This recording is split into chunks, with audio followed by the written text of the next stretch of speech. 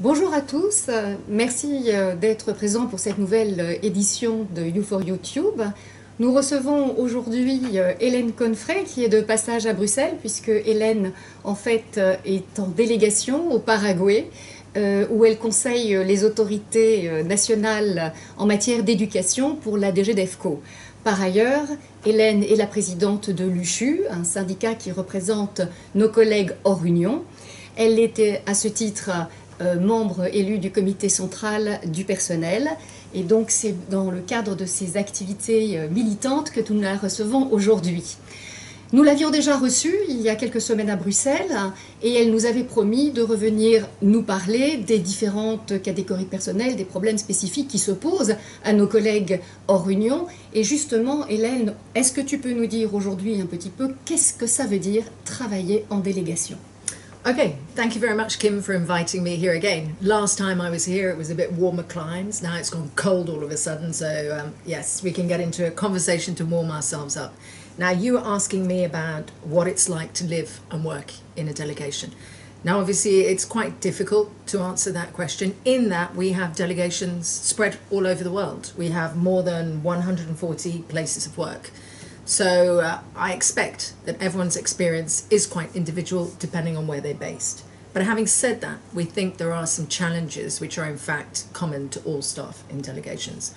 One thing that's obvious is that most of us are far from our countries of origin, from our places of interest, far from our friends and families. So obviously there's the issue of isolation, both in terms of objective distance from your place of origin, but also isolation in that you can't just call up your mate and say, let's go and have a coffee together. You're hundreds or thousands of kilometres away. So there is the issue of dealing with that distance in your daily life. On top of that, there are lots of other challenges around insertion in the country. You arrive, you may be a single person, you may be in a partnership, you may or may not have a spouse, you may or you may not have children. And depending on your family composition as well, this means that when you go out to a delegation, it really is quite a challenge at the start to be able to integrate into the country. Mais justement, est-ce que tu peux nous illustrer, par exemple, pour les familles, les difficultés qu'elles peuvent rencontrer? Yes, pour les enfants en particulier. Yeah, obviously if you have children of school age, one of the major concerns for all our colleagues, the expatriates, it doesn't matter whether you're a temporary agent, a contract agent or an official, is finding a school. For your children, and not any school. This has to be a school where the quality is acceptable and where the academic qualifications that they get will be recognised in the EU. So obviously it's identifying and locating the best possible school for your child. Obviously that's a great relief to the colleagues when they manage to do that, but we found that recently, of course, we've had a lot of complaints and comments from colleagues about the education allowance and how their perception is that it's becoming more and more difficult to cover the costs for their mandatory schooling of children of mandatory school age, so primary school and secondary school mainly, but obviously university studies can be covered as well up to a certain age. So one of the major concerns when we arrive is finding an educational establishment for our children of school age. In addition, of course, we have to find a place to live. Some of you know that the delegation countries are categorised according to the difficulty of the country and the security situation. So some of us have accommodation which is actually provided by the institution, and some of us have to find that accommodation ourselves. But whatever option is used, all of these accommodations do have to comply with certain security norms. So obviously a big challenge when we arrive, and we have a lot of assistance, of course, from our colleagues in the administrative section, is in fact to find accommodation. So as soon as you arrive, and on top of that, you have to get to know your job. You're moving to a new country. In some cases, colleagues are changing sector, and there could be challenges around languages as well. So the whole issue of integration in the first 6 months in a delegation is a key issue for our colleagues when they arrive for the first time in a delegation.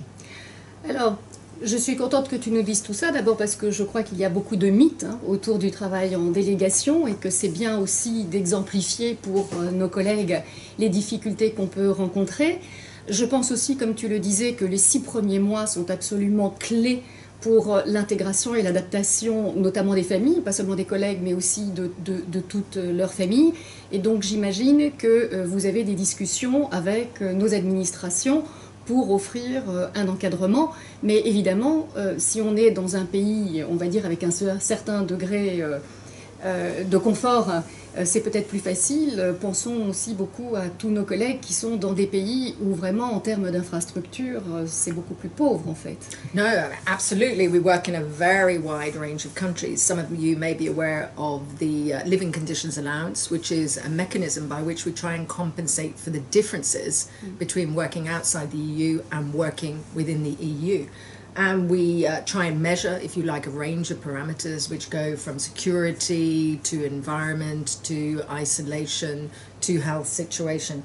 So the idea is to try and address those imbalances with a compensation which is a percentage of part of your basic salary. But even when we have that compensation, it doesn't mean that colleagues will find it more or less difficult to integrate on the ground. And the tendency that we're seeing over time is that colleagues and delegations themselves are moving into more difficult categories. So where in the past we might have had more of a bulk of delegations in the easier countries and that they had lower percentage living condition allowances, we've seen in the last few years that there is a tendency now for us to be working in increasingly more difficult countries. That's fairly obvious to many of us. Obviously, there are lots of countries in situations of conflict, fragile states. Those are the countries where external action for development cooperation, of course, is very much needed. So more and more, it's likely that our colleagues will, in fact, be applying either via a rotation or through a compulsory mobility for contract agents for posts in countries which are difficult to even very difficult. And there again, there are a host of challenges that our colleagues have to face. And what we try to do as a trade union is to be there for them when they have questions about insertion. They may have questions, again, as we mentioned, about education allowance. They may have questions about housing. We're there for our colleagues when they arrive at a delegation to try and give them that additional assistance that they might need. But obviously the first port of call is the delegations themselves, and normally the administrative sections are those who really will facilitate them and help them when they arrive in the delegation country. Hélène, merci de tout ce que tu fais en fait pour faciliter la vie de nos collègues. La dernière fois que nous t'avions invité, tu nous avais dit que vous reviendriez aussi nous parler des différentes catégories de personnel que nous avons dans les délégations. Et donc je te propose de nous revoir bientôt pour parler de la situation un peu spécifique des agents contractuels et des discussions en cours dans le dialogue social les concernant. Yeah, I mean, as you say there, we have different categories of personnel, and what we try and do within USHU is use the comparative advantage and the knowledge that each of our colleagues have. So we have a network of people who are working for the trade union, and on those specific topics, what I would like to do is ask those colleagues to come and present those cases. For example, some of you may know that at the moment there is the issue of the working conditions for local agents in delegations. We have colleagues working very, very hard on that, and I would very much invite one of the founding members of USHU, Mr. Dimitri Stankovic, who's based at the EU delegation to Serbia, in a next conversation with you to tell us all about what's happening at the moment, what's on offer for local agents, and what are the implications for all our local agent colleagues in delegations all over the world. Eh bien, nous nous ferons un plaisir de le recevoir dès qu'il sera à Bruxelles. Merci à vous, à la prochaine fois. Merci Hélène. Thank you.